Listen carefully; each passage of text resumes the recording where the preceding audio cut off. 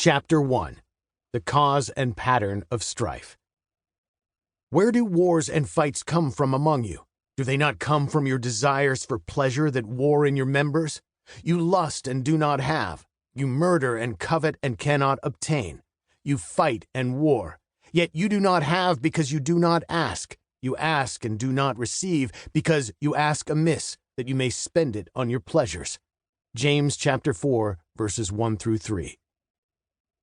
James discusses three things in these opening verses. First, what causes strife? Who is to blame for it? His answer that strife comes from our own hearts is obvious but has massive ramifications when it is accepted and believed. Second, he shows the pattern of strife, which helpfully reveals the telltale signs that bring it about. Knowing the pattern is helpful because it allows the Christian to identify situations that bring contention out of one's heart. Third, he answers the question of why our desires go unfulfilled, and he pinpoints problems with our prayer lives and our view of God. These verses are remarkably applicational and experiential. The cause of strife. James starts his chapter by teaching us an important principle.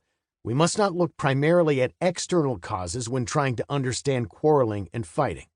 There are indeed external factors, but these are not the primary reasons for fighting, and if we are to get to the bottom of what causes strife, we must look at heart issues. As Jesus taught, it is from the heart that evil comes. Mark chapter 7, verses 21 and 22. Warring outside of us comes from warring desires within us. James chapter 4, verse 1. If a married couple is fighting a lot, for example, it is very easy to think that the strife is happening because there's not enough money, or she's not submissive enough, or he is too controlling. Couples often focus on such circumstantial causes as the main reasons for the strife in their marriages. But James says we must look deeper. We must look at the heart. Where do wars and fights come from among you? Do they not come from your desires for pleasure that war in your members? James locates the problem in our hearts. The word lust, desires for pleasure, often conjures up the basest sorts of desires in our minds, but the Greek word doesn't demand that we think in terms of illicit sexual desire. The word can simply mean desire. James is saying that quarreling comes from our desires, our wants. Ultimately, we fight because we want things. Recognizing that strife comes from desire ties our sinful quarreling back to ourselves rather than our circumstances. It blames us, not things around us. When we admit, yes, I yelled because I wanted something and I was afraid I wasn't going to get it, we expose our sin for the base, lowly thing that it really is, and we see ourselves as the cause of it.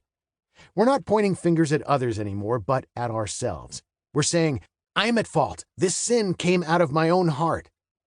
Quarrels come from us. We fight because we let something we want become so important that we are willing to sin over it. In other words, we pridefully exalt our desires over God's law. Admitting this means that we are confessing our sin. 1 John chapter 1, verse 9. To receive forgiveness, we must not blame other people, things, or circumstances. We need to own our sin. We need to admit that we are the cause of it.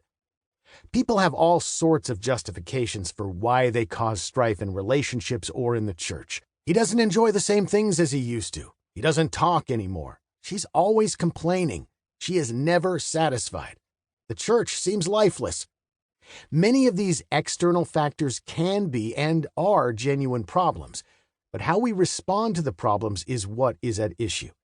When a wife wants her husband to talk with her so much that she resorts to insulting him when he doesn't do so, she has caused strife because of her desires. She might claim that it's his silent treatment that is the problem, but that is avoiding her own heart issue. He may need to restart communication, but the bottom line is that the wife indulged in abusive speech because she wants him to talk. On that occasion, her desires caused strife.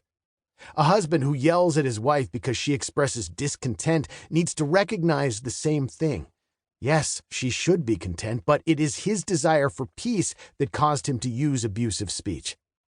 Blaming her for provoking him ignores the heart issue of his own sin. He yelled for the simple reason that he wanted something and wasn't getting it. There's something very infantile about the root causes of sin,